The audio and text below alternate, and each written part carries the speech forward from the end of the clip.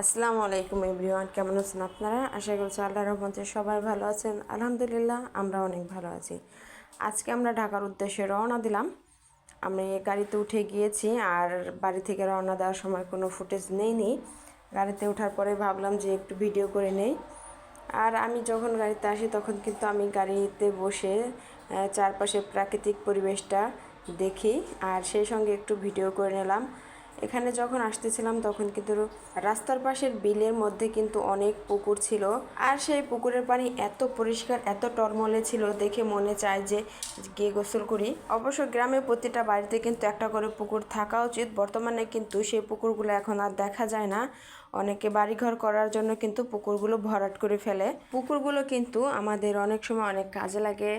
বিশেষ করে দেখা যায় অনেক সময় কোনো বিপদ আপদ ঘটলে, আগুন টাগুন ধরলে কিন্তু পুকুরগুলোর কিন্তু বিশেষ উপকার হয়। পুকুরের পানি দিয়ে কিন্তু আমাদের অনেক উপকারেই আসে। বর্তমান সময় 2-3টা বাড়ি খুঁজলে কিন্তু একটা পুকুর পাওয়া যায় না। আমার দেখাই আমি কিন্তু এরকম অনেক পুকুর দেখেছি যে বাড়ি করার জন্য কিন্তু পুকুরগুলো ভরাট করে ফেলে বালি দিয়ে। আর বর্তমানে কিন্তু পেঁয়াজ ওঠার সময় আমাদের এলাকায় কিন্তু পেঁয়াজ উঠে গিয়েছে। আর এই যে পাথারের মধ্যে, বিলের মধ্যে কিন্তু অনেকেই কিন্তু পেঁয়াজ উঠাচ্ছিল, আর দেখে কিন্তু ভালোই লাগতেছিল। আর আমাদের গ্রামে কিন্তু একটা পেঁয়াজ ওঠানোর যে একটা ঘ্রাণ, সেই ঘ্রাণটা কিন্তু পেঁয়াজের, সেই ঘ্রাণটা কিন্তু ছড়িয়ে গিয়েছিল। এলাকায় ঢুকলে বোঝা যায় যে না, এখন একটা পেঁয়াজের সময়। আসলে ঢাকা থাকার কারণে কিন্তু আমরা এসব কিন্তু খুব মিস করি। কখন কোন ফসল ওঠে সেটা কিন্তু আমরা দূরে থেকে কিন্তু বুঝতে পারি না, আর সিজন কিন্তু আমরা বুঝতে পারি না যে এখন কোন সিজন। তবে গ্রামে কিন্তু এই জিনিসটা খুব কিন্তু উপলব্ধি করা যায়। বাইরের পরিবেশটা কিন্তু দেখতে খুবই ভালো, তাই ভাবলাম যে একটু ভিডিও করে নিই। আর এই যে যে সবুজ সবুজ বিলের মধ্যে দেখতে পাচ্ছেন, এগুলো কিন্তু ধান ক্ষেত। ধান ক্ষেতগুলো কিন্তু অনেক সুন্দর লাগতেছিল। আর 2 মাস পরে কিন্তু ধান উঠে যাবে। সবার বাড়িতে কিন্তু একটা ধানের আমেজ শুরু হয়ে যাবে, নতুন পিঠার আমেজ শুরু হয়ে যাবে। গাড়িতে ওঠার পর কিন্তু রোজা ঘুমিয়ে যায়, তাই রোজা কিন্তু ওর বাবার কোলে ঘুমিয়ে গিয়েছিল। আমরা কিন্তু এখনও কিন্তু ভাঙা পার হইনি। ভাঙার যে প্রথম টোলটা, সেই টোলের কাছে কিন্তু আমরা প্রায় চলে এসেছি। আর গাড়িতে বসে ভাঙার যে দৃশ্যটা, যে গোল চক্করের যে সৌন্দর্যটা, সেটা কিন্তু গাড়িতে বসে ওভাবে কিন্তু দেখা যায় না, আর ভিডিওতে ওইভাবে ওঠে না। ড্রোনের ভিডিওতে কিন্তু খুবই ভালো করে দেখা যায়। আর ভাঙা শহরটা এমনও হয়েছে, আগের যেটা চিনতাম বর্তমানে কিন্তু সেটা কিন্তু চেনাই যায় না। আর আমাদের বেশিরভাগ সময় কিন্তু ভাঙাতেই যাওয়া আসা হয়। ভাঙাতেই বেশিরভাগ আমাদের মার্কেট করা হয়, সব কিছুই বেশিরভাগ দেখা যায় ভাঙাতেই হয়। বাড়িতে গেলে কিংবা আগেও করেছি, তবে ঢাকা আসার পরে ওইভাবে আর যাওয়া হয় না। তারপরে বছরে 2-1বার কিন্তু ওখানে বেড়াতে আমাদের যাওয়াই পড়ে। আর আসা যাওয়ার সময় তো গাড়িতে যাওয়াই পড়ে। গাড়ির মধ্যে থেকে কিন্তু কিছুই উপলব্ধি করা যায় না। এখানে অনেক রেস্টুরেন্ট হয়েছে, পার্ক হয়েছে, তবে যখন এসে ঘুরে দেখার, তখন কিন্তু ঘুরে দেখব সব কিছুই। আর যাদের বাড়ি তো ভাঙার কাছাকাছি, তারা কিন্তু সবাই সব সময় যায়। এই যে আমরা এসেছি ভাঙা পার হওয়ার পরে যে প্রথম টোলটা, সেই টোলের কাছে। ভাঙার প্রথম টোলটা পার হয়ে যাওয়ার পরেই কিন্তু আমি ঘুমিয়ে গিয়েছিলাম। আর ঘুমানোর আগে রাস্তার পাশের যে একটা সুন্দর দৃশ্য, রাস্তার মাঝখানে যে ফুল গাছ লাগিয়েছে, ফুল গাছগুলো কিন্তু খুব সুন্দর সুন্দর ফুল ফুটেছে, নানা ধরনের ফুল, আর দেখতেও খুব আকর্ষণীয়। ফুল গাছগুলো কিন্তু দেখে কিন্তু খুব ভালো লাগতেছিল, তাই একটু ভিডিও করে নিলাম।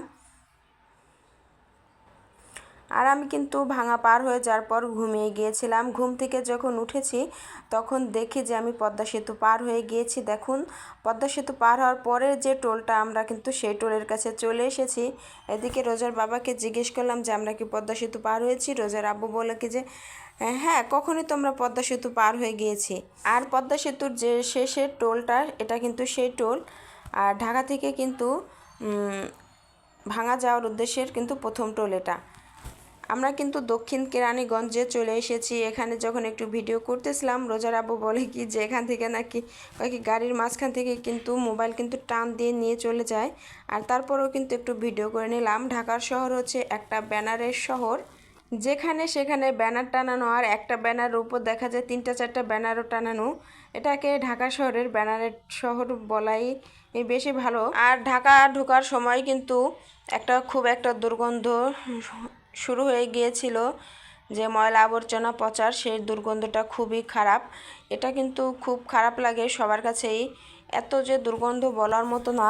আমরা কিন্তু গুলিস্তান পার হয়ে গাবতলীতে কিন্তু নামবো, আর এবার দিয়ে কিন্তু আমি দ্বিতীয়বার ঢাকার মধ্য দিয়ে আমরা সাভারে যাচ্ছি।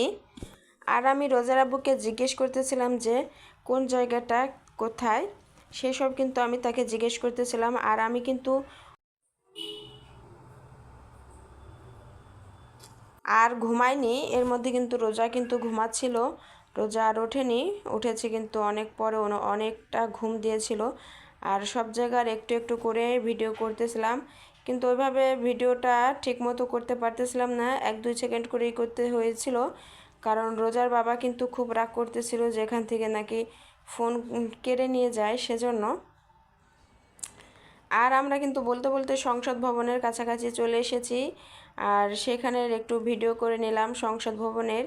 আমি এখানে আরও একবার এসেছিলাম, সংসদ ভবনের সামনে দিয়ে গিয়েছিলাম, তবে সেটা রাতে। আমার ভাসুরের বিয়ের সময় কিন্তু আমরা যখন ঢাকা থেকে সাভারে গিয়েছিলাম আর এক ভাসুরের বাসায় সাভারে, সেখানে গিয়েছিলাম। আমি কিন্তু তখন সাভারে থাকি না, কিংবা সাভারে তখন আমরা আসিও নি, তখন 2016 সাল, আমরা সাভারে এসেছিলাম 2017-তে। তখন সংসদ ভবনের সামনে দিয়ে যাওয়ার সময় একটু দেখেছিলাম সংসদ ভবন, আর এখন দেখলাম। তখন রাত ছিল, আর এখন তো দিনের বেলায় যাচ্ছি আর ভালোভাবে কিন্তু দেখে নিচ্ছি।